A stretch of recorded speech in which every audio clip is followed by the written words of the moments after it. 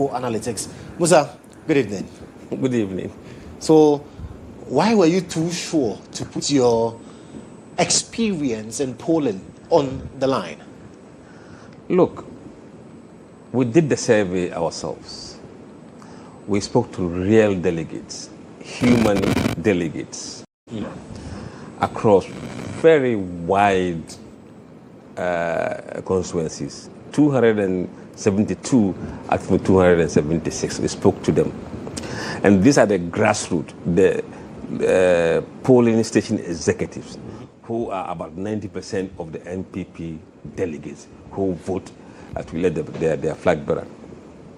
Remember, we had 99.9% confidence level for the survey. Yes. This is the first time we've chosen 99.9.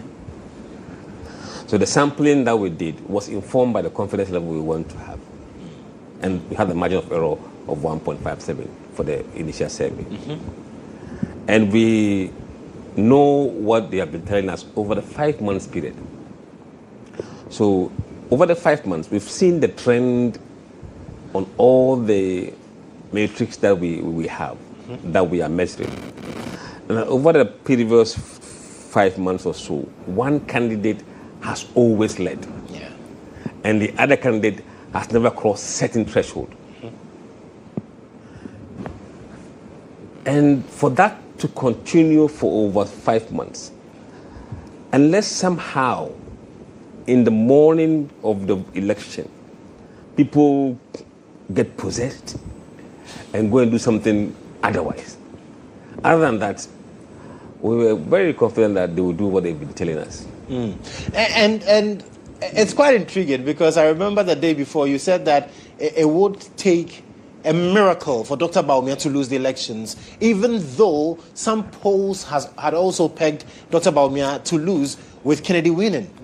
Yeah, I mean, look, you see, when it comes to statistics and data, if you have drawn your sample from the same pool, and you've asked the same questions, there shouldn't be a reason why my responses would differ from yours. The only time that would happen is that you drew your sample from a different population.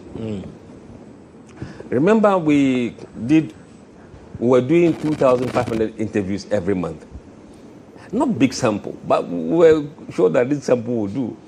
And then when we got to the fourth week, instead of doing 2,500 sample, we're doing 2,500 every week.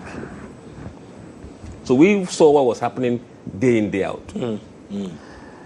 So, and that pool of people come from the same album. So it was, for me, very, very difficult. That is it the same people we are interviewing who these guys are interviewing? But science, indeed, if it's the same thing, you should be getting the same results.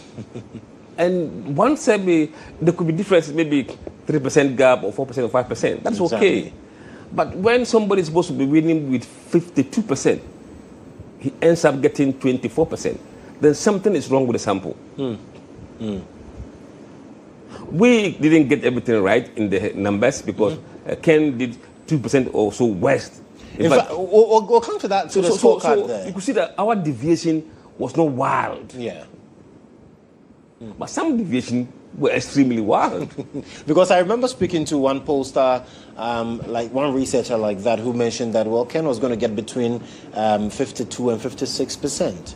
And you see the 24% that he garnered over the weekend, and you are asking questions, what might have happened? But let's look at your figures, Mussa. Let's look at the scorecard. Your predictions versus what happened. So, for instance, Dr. Mahmoud Bawumia, you projected that he was going to get about 57%. We know that per the results, he fell slightly shy of that. Talk to me about that. Yeah, I mean in polling terms, that is not off. It is statistically dead on. Because our margin of error is 3%. And the gap between the actual prediction and what he got was 0.6 or 0.5%. I mean, that is not a difference. Very, very close. In statistics. Because look, we didn't interview everybody. We didn't interview every delegate. Yeah. And remember, we only focus on the 90% of the 100%. So those who are senior, we didn't even bother with them because they would not add any value to the work that we're doing. So you will not get dead on. It won't happen anywhere else. So it is okay. Now let's come to what Kennedy got from the polls. We're predicting he's going to get 28%. Yes. Plus or minus 3% margin of error. So the best for him could have been 31%, and the worst is what? 25%. He got 24%, roughly. And then Brian, we said he was going to get 13%. He got 18%. What happened? You see that Baume's numbers didn't change, but the movement happened along Kennedy and Brian numbers. Yes. Because they share the same constituency, their backgrounds are Khan constituencies, they were doing well in areas that they're supposed to be working together. So they were eating from the same bowl, frankly. But what happened was, you see, in Central Region, Brian outperformed the polling numbers in Central Region by a significant amount. If you look at Ahafo, I mean, Brian just did about 3% better, but Ken did about 7% lower in Ahafo. When you go to Ashanti Region, Bawumia did about, 67 and 58. You're looking at maybe 7 or 8%. 8%. And Kennedy was the same. He was supposed to be on 26, he got 25. But Brian moved from 7% to 14%. So Brian was performing where Kennedy was supposed to be doing well. And then in the, what do you call it, in Central, Ken collapsed from 58 to 48. And Brian from 3 to 15. Bawumia was stable. We said 39, he got 37. So nothing changed there. And then if you look at the Eastern Region, Brian was supposed to be getting 13%. He got 29%. Ken, 29, he got 19. So you can see that in the areas where Ken was supposed to be doing well, Brian went and spoiled everything there for him. So Brian's inclusion or his emergence in the race really went to the detriment of Kennedy Japan. Yes. And I remember in our conversations before the elections, you mentioned that Brian was going to draw more from Kennedy Japan than Dr. Bawumia. And it looks like that's what we're seeing. Yes, that's what happened. And it wasn't difficult to see because of the kind of persons they are. Now, if you look at Kennedy, he said he has businesses. Yes. He's created jobs. He's employed people. The same thing applies to Brian. He has businesses. He has hotels. He employs people. So they are par, he and Ken. He said, we finance the party. I also finance the party, so they are par. Then somebody is a fighter. Brian, too, is not calm like that. But he's more of a fighter with a bit more refined. So fighter with class. Yes, fighter with the class. Ken is a bit rough. So, and then when it comes to age, Brian is much younger. So he had advantage over Kennedy. So those who were looking for alternative Kennedy beyond Bawumia, I mean, the only place they found was Brian. So Brian appealed more to those who were anti-Bawumia at this point. So you're choosing between, you don't want Bawumia. Who next? Among the four, looking at the things you're looking for in a flag bearer, that's when Brian edged over Kennedy Japan. Yes. But at what point, because you were tracking the sentiments of the voters as well, at what point was that decisive tilt? That was, is it Monday 19th January, I think, when that video surfaced on social media. Ken's video. Oh, goodness. And because we were tracking the polls daily, we had finished the Monday poll, so we didn't see anything in the Monday poll, and the video was released on Monday. So by Tuesday morning, it's gone round. So the feedback from that video, we felt it. We saw it in the poll. And we saw Brian begin to rise and Ken begin to head south. Every day, Ken was losing like 1%. And in polling terms, that's a steep drop. Yeah. And we ended our poll on 23rd. So from Monday to Tuesday to Wednesday, that's 4 days, lost 4%. Count your fingers. How many days from Friday to that? So on Saturday that we had top polling, it was declining. Sunday was declining. Monday, Tuesday, Wednesday, Thursday, Friday, Saturday. So that video did him a lot of damage. Oh, I think in my view it was what he didn't need. and what they call America October surprise. I mean, he's done so well to maintain certain discipline to that end, only to lose it like that was really, really tough. And people have argued that if really that was the case, really the people who ordinarily wouldn't vote for Dr. Bawumia and had decided on Ken, knowing very well who Ken is, why did that video become a problem for him then? Look, you see, in the election, there are your hardcore supporters. Yes. For them, they will not go anywhere. Whether rain or shine. Rain or shine. And there are those who are, oh, let me give him the job. Let me just try him and see. So those who may say, oh, let me try him and see, those guys will be moved by such events. Right. They'll be moved by such events. And even the data shows that about 9% of MPP delegates said they may change their mind before the voting day. And about 32% were saying that they are neutral about changing their mind. They may or may not. So these people become vulnerable when events that are not palatable occurs in the race. And when that video went out, those who were saying likely to change their mind, if they are Ken voters, trust me, they were moved. And there were those who were, oh, I may or may not change. And, some of them, they have enough reasons to say that this guy, we don't want him. Now, I know you believe in the science and the data because that's what you do. That's what you work on, and that's what gives you the results that you get. But did the prophecy, in fact, the numerous prophecies we heard, did it in any way sway voters as to how they should, they could vote? Did you sense that? I think sometimes the prophecies, some of them are intended to kind of direct delegates to think that the man of God says this, so we should all go there. And likewise, even the polls, some think that the polls do the same. But the polls rather brings a lot more issues at bear than just winning or losing.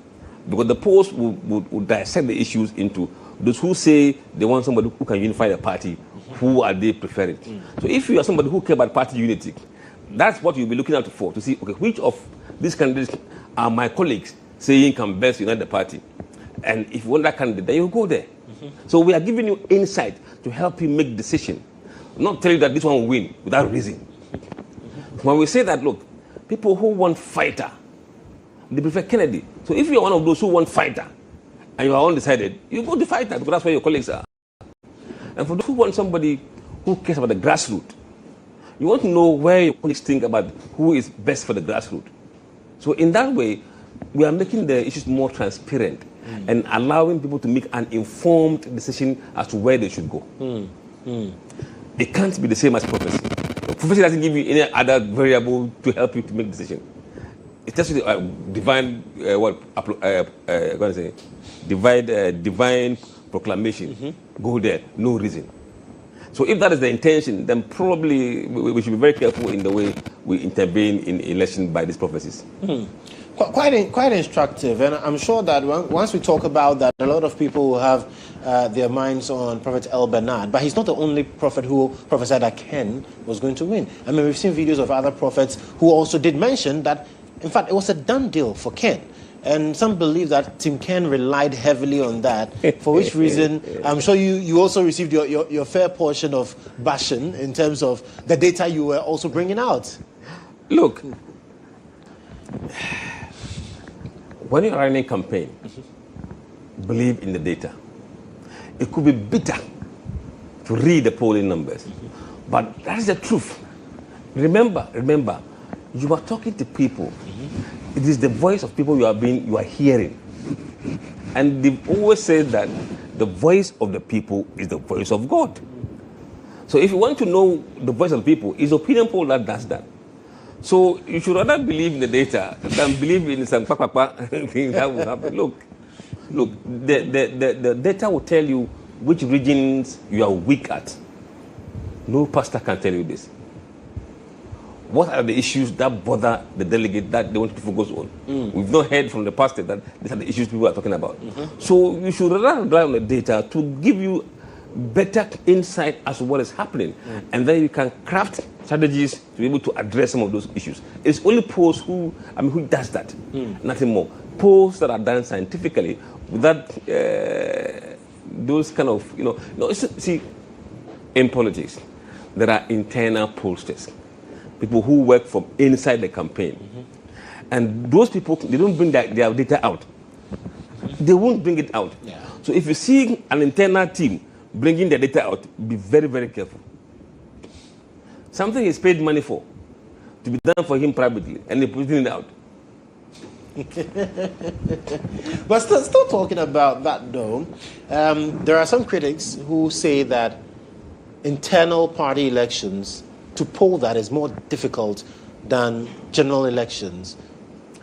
Look, it is more difficult, but it is not impossible to do it well. You see, you must have the confidence of the people so they can talk to you. You can't be abrupt in the way you ask the questions. That's the first thing. You must play around the issues and discuss issues that they think is peripheral before you come and ask them who they will vote for. Yeah. You can't just pick a phone and say, hey, I'm calling from this, who would you vote for? Nobody will tell you anything. So you have to be a bit clever in the way you get the answers from these people. And again, you see, for us, we are seen as more independent organization that does this polling. We're not working for Baumia camp or Kennedy camp, right? So they feel more comfortable talking to us and because they think we are more objective than they would ever get. But sometimes when you do call them, they say, didn't you call me before? And so we didn't call them. They called me, they said they are from Baumia camp. So I thought it was. So we always have to distance ourselves from any other calls they have received. Yeah. We're not calling from any camp. We are Global InfoAnalytics. We are a private company with a public interest as part of our things that we do. So you talk to us and your views will be carried across. And they talk to us. Even some will say, I've not disclosed. By the time he tells you that I'm not disclosing, he said so much that you know where he stands. Right. Now, let's look at the regional balance, because I really want to find out which one carried more weight, voter behavior as against the regional loyalty. Because I remember that before the elections, there were so many suggestions that, Ken is going to win these regions will fall for Baumia, and I didn't hear anybody talk about a region that will fall to Brian Echampo. No. Look, we were projecting Ken to win 2 regions, Central region and Volta region. And Baumia was going to win 14 regions. He still won 14 regions. But Ken rather won Central and lost Volta region. So Volta was a big surprise. And I'm told that the guy speaks Ewe fluently. Yes, Dr. Champo. And look, in our settings, once you go into an area and you speak their language, they take you as their son. The language barrier, when you're able to break it, it does magic. And also, look, he is able to organize things. And he's resourceful. And also, you see, what we mentioned earlier, the character, and also the style of personality of Ken does not suit the type of party he wants to lead. MPP, I've said this several times, that if you look at the MPP as a party, it's a conservative party with much older delegates as those who elect people. And those people who are very mature, your language is very important. How you speak is very important to them. How you carry yourself is very important to them. How you show them respect is very important to them. And they tell you on phone, they tell you openly. And in fact, when you look at humble, those who want somebody who is more humble or humility, Baumia is around 62% support, and Ken 21 or so thereabout. When it comes to fighter, Ken is around 21%, and Baumia 25%. So you can see that they are people who have been defined clearly by their personalities. And the tilts towards humility than abruptness and fighting spirit. So from the data perspective, Mussa, looking at Dr. Baumia's win, where does it really place him going into the 2028 elections? Does it give a strong impression, or it makes him vulnerable going into the elections? You see, on the face of it, you might think that he is vulnerable now than he has ever been compared to last time. But one important thing we should remember is that even though he has declined by percentages, the margin he defeated his opponent has widened. It means he's actually kind of decapitated his opponent. You know, when Ken lost last time, he was much more vocal and vociferous than he is now. So you could see that he's been humbled by the result, which should strengthen Bawumia. But people are rather looking at the from 61 to 57 as yes, because not every elections are the same. Every election is different. The variables are not the same. We never had candidate in MPP who was stronger like Brian as a third force. So you don't expect the person to get the same result. I think the hope of many was that Kennedy would do well, and Brian would do well, and by so doing, dragging the race into runoff. Because there are predictions of that sort too. But you knew from the onset that the data didn't support that. No.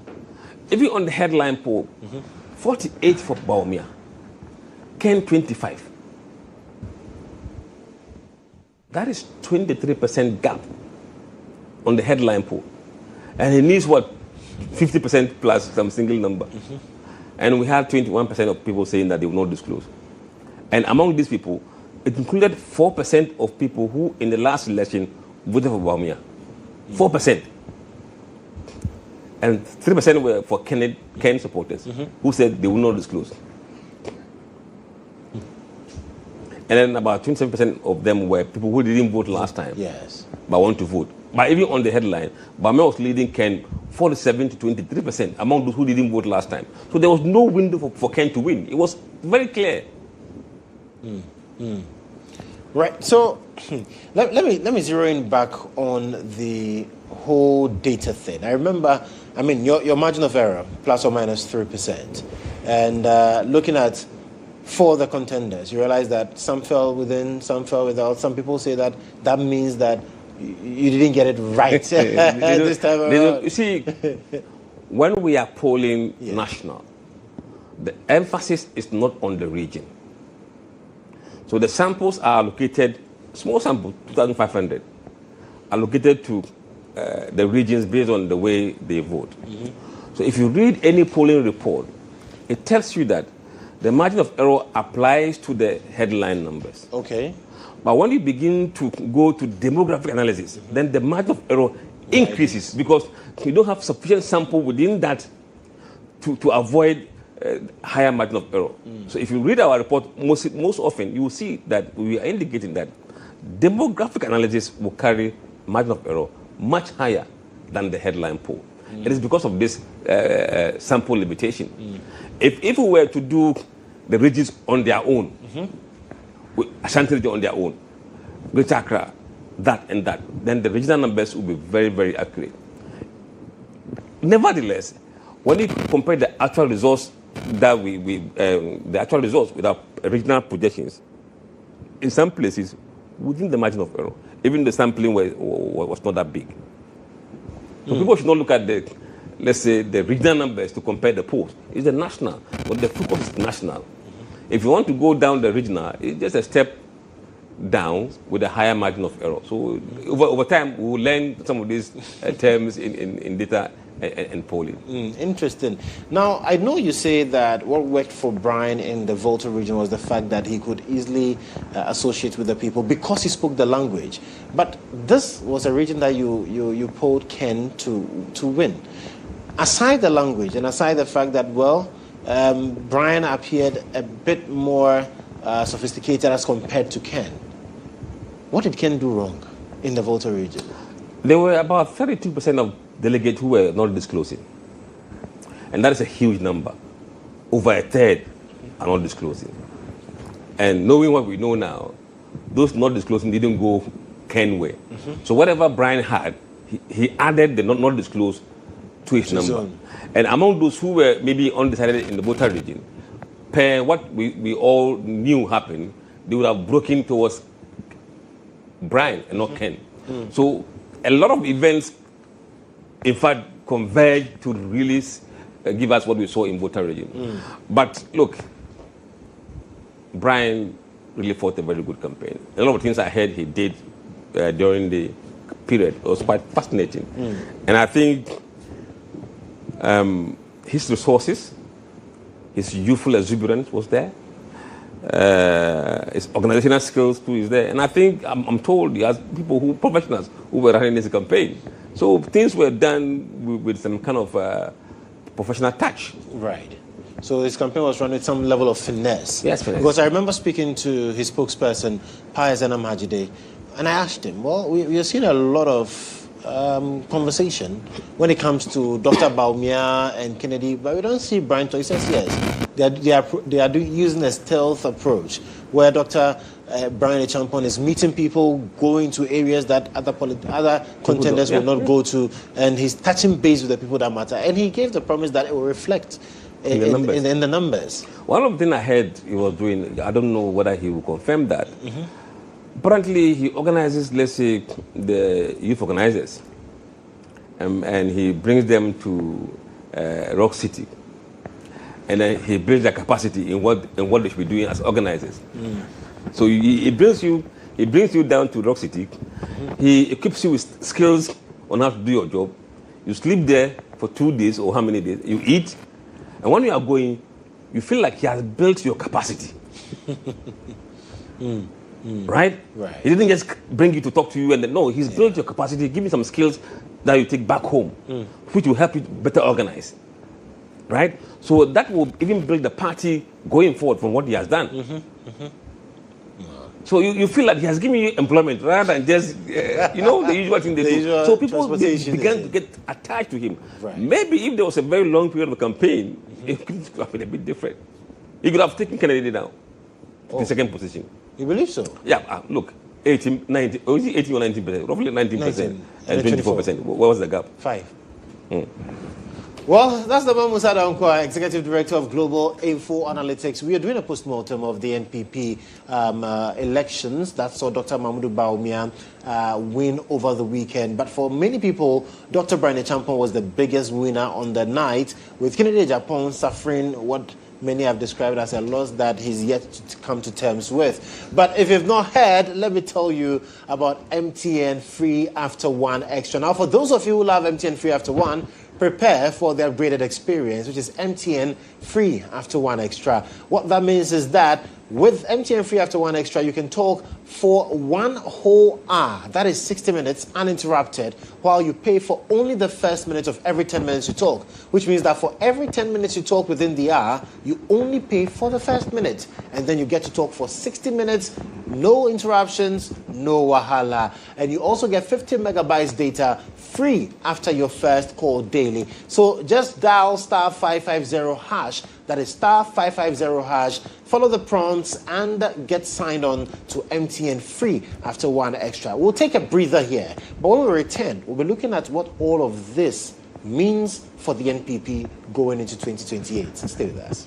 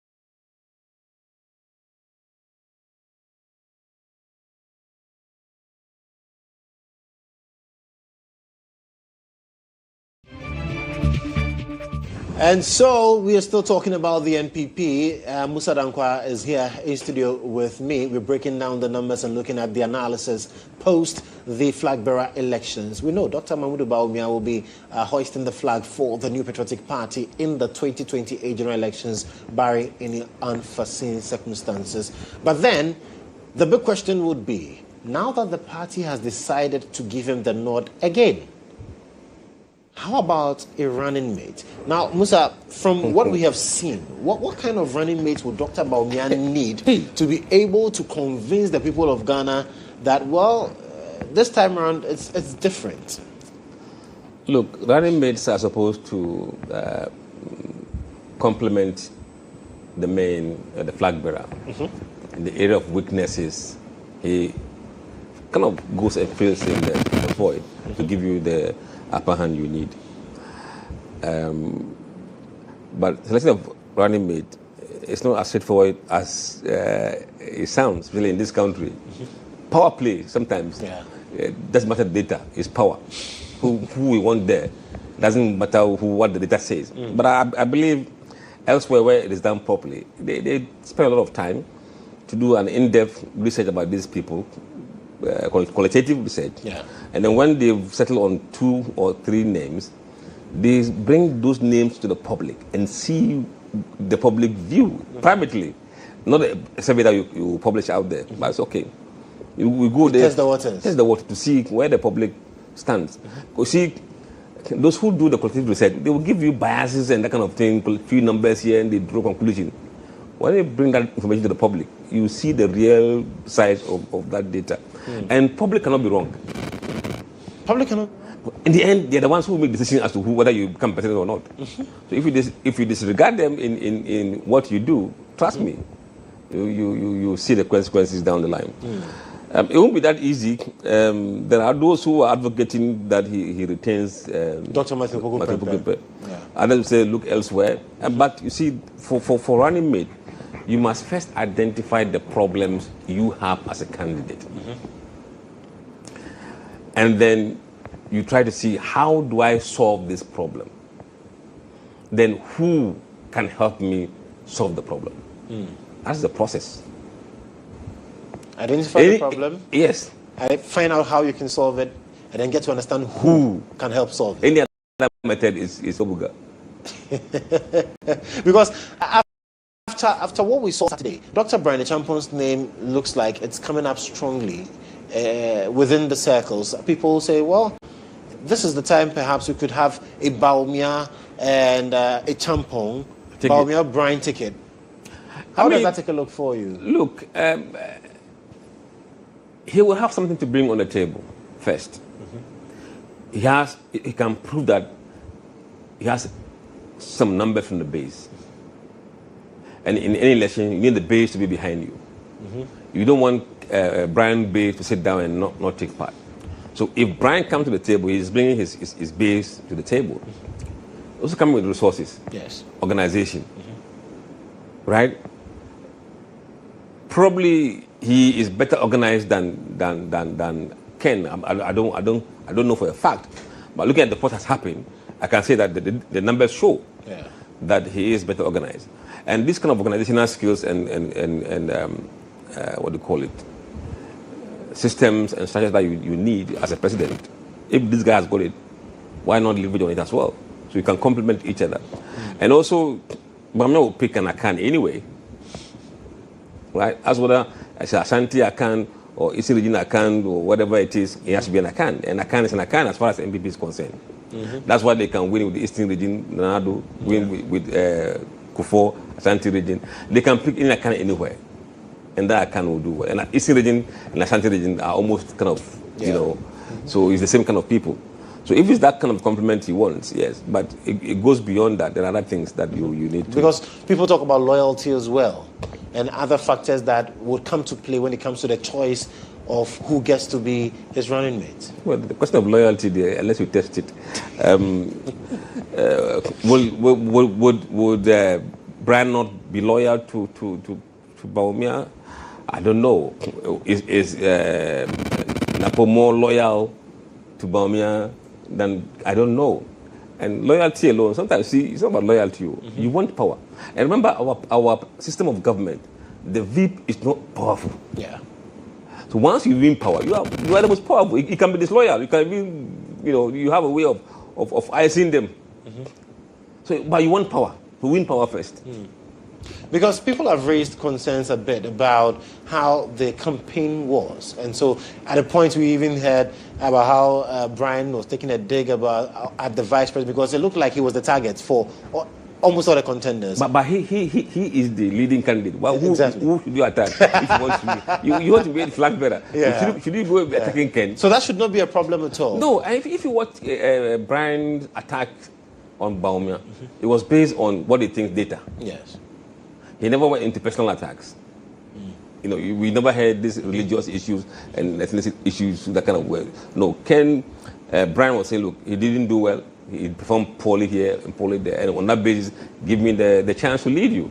So it's much more easier to reconcile with a team like that than a team that went beyond certain boundary. And we heard Kennedy Japan saying that a lot of red lines were crossed, and we knew those who were crossing red lines. Even there were some people in Bawumia's team that were also crossing red lines, but you didn't hear it from Bawumia himself. Those are the surrogate of the candidate, which you can kind of deal with. But when it is coming from the candidates themselves, then it's worrying.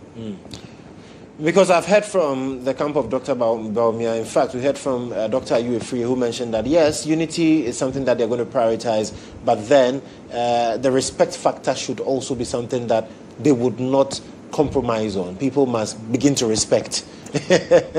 But in all of this, Dr. Bawumia has received the nod, again, from his party. But then when it comes to the national level and looking at the names that have erupted within the new NDC, what are his chances, really, if elections were held today? It depends on who NDC presents, and it depends on what the government does in terms of performance. Okay. Look, the work we've done so far suggests that NDC candidates have better chance against Bawumia. All the names that we've had? Yes, all names. The top four that we had. And the top four, Haruna Idrisu, Ato Forsin, Asudin Ketia, and the last on the peg is Julius Debra. But he's on the very margin, and you don't want that kind of lead at this stage. Now, NDC's fortunes depends on how the economy fares. Very important. If the economy does well, it affects many aspects of our life. It impacts on the education, on energy sector, on transportation, on everything. Then people will have a breather, right? But then, if that is the case, if the feeling and sentiments remains the same, then NDC can bring people and let the party's record speak for the right candidate. But beside that, the person must also show his track record. Because these voters of these days, they don't take that, we've held his hand to obey only. No. They will ask questions, key questions. What have you done? If Bawumia comes face to face with somebody who has no record, there will be a problem for NDC. Yes. So the track record of whichever person, whoever gets to lead the NDC is as important as John Mahama's legacy that he would leave behind. Absolutely. Otherwise, if there's no track record, then the advantage Mahama may give them in terms of performance will be chipped away by lack of record on the candidate they are bringing. Interesting. Because the Gen Zs, look, 78% of the people who vote today are below 44 years. These guys are smarter. And nationally, 40-something% of people have senior high, nearly 20-something%. So most people in Ghana here have senior high and degree level qualification. These are people who want record, right? And you can't fluff around with anything that is less glamorous. And they want to see, and that debate will come. And I think that is where some of the people will really struggle. And some of the people who have ambitions that they haven't gotten record to show, or they haven't been in the front line of Ghana politics, that people know them. it's going to be difficult for them because the environment is different these days. It's different. And I think some of the political theories and hypotheses we've held for several years will fall apart in the next few months to come under this NDC MPP race going forward. Yes. Quite interesting. A lot of people have said that 2028 would be one of the most interesting elections we would have to see in the country. But let me talk briefly again about the MPP's election, because we know that President Akufo-Addo, former President Akufo-Addo, did not vote. President Akufo as well, we're told, did not take part in the process. Their abstention, especially former President Akufo-Addo, did they have any impact whatsoever? No. But maybe they wanted to stay out so that they wouldn't be seen to have taken a side, on the issue. But look, elsewhere, I mean, the camera will come and vote. It doesn't matter. You make your choice clear. I mean, it's just sometimes we try to create some. That's why we've been told that my vote is my secret. And when it comes to vote, they won't tell you. Elsewhere, people discuss how they voted and why they voted the way they voted. Because you are able to gather knowledge from the choices they made and why they made those choices. And then it informs the political strategy going forward. But if we've been hammering to people that my vote is my secret, what do we learn from that process? And does that make your job really difficult? Sometimes it does. When people are not willing to tell you how they want to vote? Just that we have transitioned from that period. Okay. You see, to the point where people are now openly discussing. And they will tell you, maybe I'm on side, but they will tell you their vote. In the past, I think it was because of political violence and victimization that people didn't want to disclose their voting preferences. Because eventually when there's political violence, they will chase them. So maybe that has been the reason why people didn't want to disclose that. But we have seen less and less political violence on that kind of level, or people being victimized by the way they voted. So people are now having more confidence to discuss how they would vote and how they voted. If former President Akufo-Addo had declared for Dr. Bawumia, would his numbers have appreciated from what you gathered on the ground? Posters don't speculate. You deal with the figures. And the hard data you get. Right. If I said, now is backing this candidate, did his vote influence the way you were voting? And in fact, we're doing something. We're going to do something in Iowa East very soon, and we are testing some of those theories. Especially the issue of virtual vetting for the woman that was denied. We're going to ask voters that whether they believe the party was right in doing so, and those who were voting for the woman did that kind of thing that happened influence the way they are voting. We'll have a better. So you are doing that. You are doing that work currently. We're doing something there. You are doing something. So when are we to expect something? No, I mean, I think by Thursday something will come out from Lima. By Thursday. Yeah, by Thursday. We should get some data. Yeah. But I mean, what do you think about the whole idea of a virtual hearing and the fact that it cannot be done? Look, I've made my views very clear. The party has their own rules. The rules are not laws. Their rules. That's why sometimes Bawumia was given membership of the card, and to run by suspending some part of their constitution to allow that to happen. We are flexible, and this is a situation where somebody is in a situation because of the death of a husband in a community that is 74% Muslims or 72% Muslims, right? And I don't see the rigid enforcement of that virtual would do to, the party discipline. No. And also, look, she's a woman, and you are trying to promote women advocacy and women voices elsewhere. So in some cases, you rather be discriminating for her to be able to be on the ballot. Wouldn't you? Yeah, so for me, sometimes it's not the rules, but the optics of it. The optics. Maybe the woman had no chance of winning, but from the way they handle things, we don't know what that is going to happen. But on Thursday, we'll see. We'll see on Thursday. We'll see. Okay. Well, before we go, though, with regards to the approach that the MPP adopted, the top-bottom approach, some have argued that, well, if we retained Dr. Bawumia, why do we have to waste time? Let's retain the leaders, the other leaders. Because that argument he made during the campaign, that you sent me first, so give me a second chance, it will work. And some are using the same argument for Napo. So he's in a very fixed. He who comes to equity must come with clean hand. So politics, godness. But I mean, that is how politics is. People will try to use other justifications to make case for their candidate, and rightly so, because you went on the same tangent to the people that, look, I've been there once, so give me another chance. So maybe Napo has a chance by saying that. And the executives, the regional executives. No, I mean, those ones I don't. They are not elected positions that Ghanaians will vote for. I'm focusing on those that voters generally take into account. As for the internal party, they should do their own thing.